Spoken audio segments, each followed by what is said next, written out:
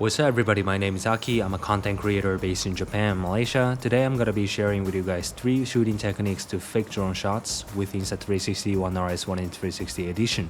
In this tutorial, I'm gonna use RS1 in 360 Edition and 3-meter extension selfie stick.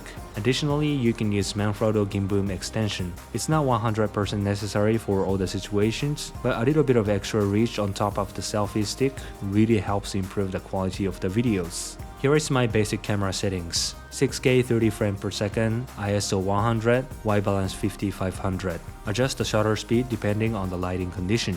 First technique is following and flying away shot.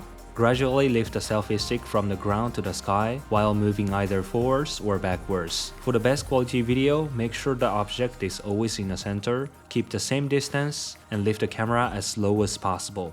This gives you perfect establishing shots even in places that don't allow drones. Second technique is cruise selfie. You can use any transportations like boat, bus, car, scooter, helicopter for the shot. Hold up a selfie stick and try to act natural as if there is no stick in your hands. The further away you are from the camera, the more natural the footage will look. So it is recommended to add some extension for the shot. Depending on where you put the camera and how you angle it, you will end up with many different kinds of shots. Do your own experiments and find your favorite angles. The last technique is FPV Shot.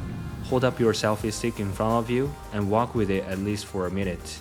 Choose alleyways or narrow spaces with many obstacles to get the most dynamic results. Import the footage into Insta360 Studio.